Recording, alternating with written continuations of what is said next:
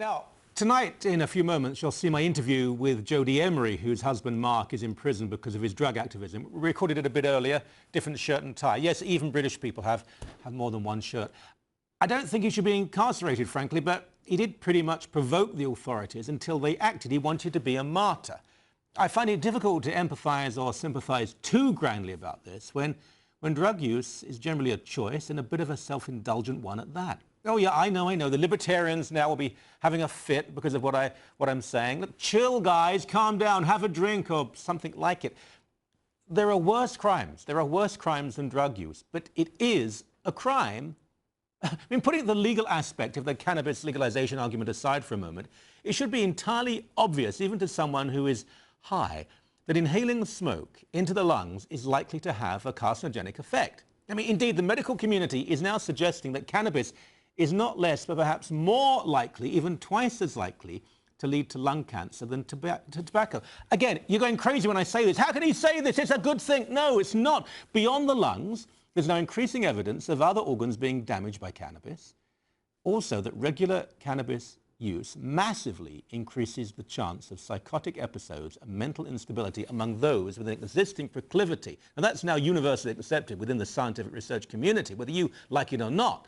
Also increasingly recognized is the social and educational indifference, the laziness, the underachievement of kids, of young people who are frequent users, widely reported by teachers and university professors. You know this to be true. Medics also point to cases of short-term memory loss, decreased sexual potency, confusion, poor judgment, numerous other problems. Hardly fun, hardly healthy. But we're told over and over again, hey, it's natural. Well, yeah, of course it's natural, just as are viruses, diseases, and for that matter, tobacco. There are even solid questions around the use of medical cannabis, how effective it really is, in that when the chemicals are replicated in pill form, there's actually limited success. It seems to be the immediate high that attracts and eases sufferers rather than any other influence of the drug. So it's a bit of a con. Then there's a question of why people would want to abandon the reality of life and smoke themselves into escapism and hallucination, and why they feel so inadequate, so unfulfilled, and so empty. It's a social malaise which significantly occurs in overly materialistic societies and is almost unheard of in hard-working, poorer cultures. We need to be acutely aware of the class and social politics around all of this, really.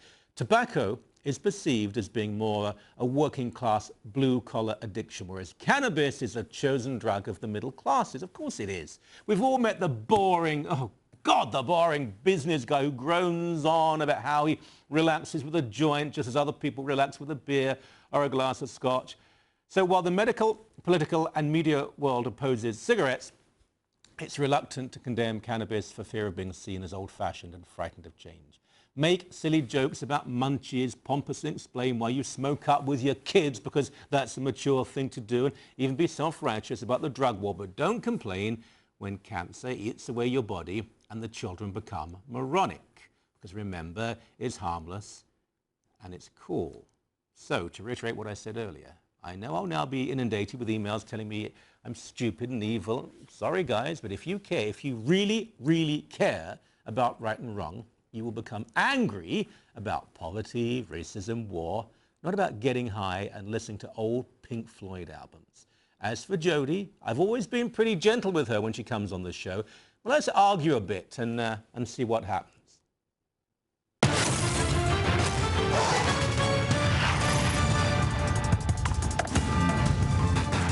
Wish I could get more interested, more excited and angry about drug legalization. I rather think that starvation in the third world and mass unemployment and that sort of thing, cancer, are bigger problems. Maybe that's just me, though. I just don't get it. Jodie Emery does. She's an activist, director of cannabis culture, and her husband, Mark, is in prison down in Mississippi, isn't it, Jodie? That's correct. And I'm sorry about that. She's joining us now from Vancouver. I've said this before. Whatever the context in the case, I don't think a man should be in prison. Maybe he did court it himself. Let me ask you this. I don't want to be offensive. Are you a pothead? I don't think I've ever called myself a pothead. I've had the media call me the Princess of Pot because Mark's the Prince of Pot, but no, I certainly don't refer to myself as that. Okay. Why? So I don't know how you met Mark. Maybe you met through this campaign. But when I think of, I don't know, the Middle East in flames and Islamic fundamentalism and all the other issues in the world, I don't think legalizing cannabis is such an important issue, is it? Well, I would explain that marijuana prohibition actually relates to almost everything else in the world. Really? When you're talking about, for example, wars abroad, you mentioned, you've got Africa, you have the Middle East, you have a lot of turmoil, and much of that is funded or fueled by money from the illegal drug trade. Really? And that it includes marijuana, cocaine, heroin. I mean, a lot of illegal drugs are sold to generate money for revolutionary forces and for people to finance different sort of military activity. And that's because the illegal drug money is so enormous. When you make something illegal, right, you make it very valuable, and so people will go into dealing with it in order to fund other activities. Just to make this clear, let's say Northern Ireland, you know, the late 16th century settlement of Scots Presbyterians in Ulster. It's all about cannabis. Middle East, the restoration of the Jews to their homeland in 1948, it's all about cannabis. Maybe I'm high, but I'm confused, Jodie. I'm confused. Well, what I mean to say is that the war on drugs is mostly about the war on marijuana. We know that the marijuana leaf is used as the symbol for drugs. We know that a lot of money is used for going after drug cartels. The Mexican drug wars, I mean, a lot of that is about marijuana. Other drugs are involved, of course, but marijuana being illegal and being in such high demand from people around the world makes it very, very profitable. And so people involved in other dangerous and violent activities may be associated with... Jodie, why is it in such demand? You know, I mean, I smoked cannabis briefly at university. I've never smoked a cigarette, so I found it quite hard to inhale. But I find life is rather fulfilling and exciting and busy without getting high. Well, a lot of people like to have wine every night or even get drunk every night once they're done work. Well, they're alcoholics. I drink wine. I don't get drunk every night. Very few people get drunk every night, and if so, they're addicts and they need help. Right. But if you like to enjoy an activity that others don't like, it doesn't really matter. As long as you're being responsible with your use and being wise about it, it shouldn't cause any problems. So a lot of people like to use marijuana because it's relaxing, it's less harmful than alcohol and other legal substances. Well, hold on, let's talk about that. First of all, I've never actually met someone who's using cannabis who is responsible. They may be nice and kind and fun, but I've never met someone who's smoking a joint who I will feel comfortable being driven by. And when you say it's safer, wine, particularly red wine, particularly certain forms of red wine, in fact, are beneficial. There's much emerging evidence that long-term cannabis use, particularly from an early age, can be extremely damaging. Well, we don't actually have evidence that it's extremely damaging. What we have is correlation that if you are likely to get schizophrenia later on in your life because it runs in your family, using marijuana at a young age may increase the likelihood of problems. But we know that millions of Canadians and Americans and people worldwide use marijuana either regularly or semi-regularly, and they're not having problems with drug addiction to other substances. And how many of them are in prison? I want to ask you about this too, because you see, it seems to me this is one of the great lies of this debate. And let's talk about Canada. And we don't know what's happening in the US particularly, but in Canada, most of us, all of us, know people who use cannabis on a regular, occasional basis. I know cops who do. I don't know a cop who would arrest anyone for use. I know cops who will use cannabis as an excuse to get criminals because they want to get them on something. But this notion that I smoked a joint and I'm in prison, that's absolute rubbish, and you know it. Actually, possession arrests have gone up. Here in British Columbia alone, every day, 10 people are arrested and charged for possession. And that's just the people who are charged for simple possession. What are their other crimes?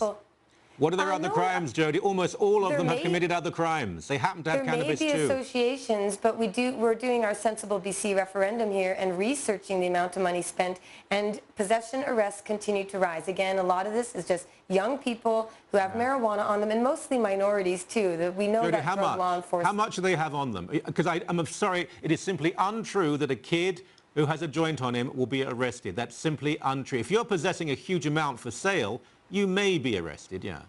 Well, no, it's not true, actually, Michael. Over the last few years, we have the statistics from the police reporting itself that drug arrests for simple possession of marijuana have gone up. I get phone calls from students who say, I'm going to lose my right to be in Canada, I'm a foreign exchange student, I got arrested for pot. So if you would like to find the statistics, we've got reports at Sensible BC. I would love to see them. I would love to see them because, first of all, if you're an overseas student, it could well be you shouldn't be breaking the law. But if you are breaking the law, again, I simply don't believe believe this. It's propaganda. Cops will not arrest. Generally, the charge will never stick. They have better things to do. If someone is a criminal who happens to have cannabis, they'll throw that in if they're in possession of a great deal for resale, but otherwise it's simply untrue. But let me ask you before we go, because I am against incarceration unless it's really for violence. How is your husband doing?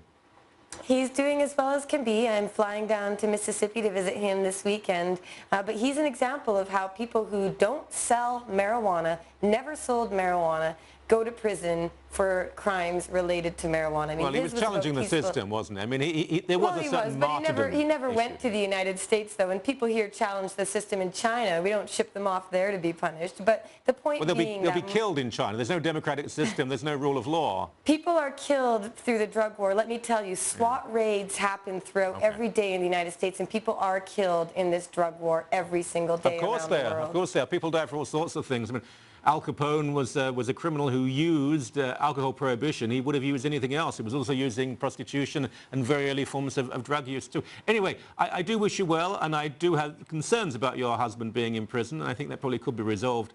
But we'll see, won't we? Thank you so very much indeed. Great. Well, thank you for having me.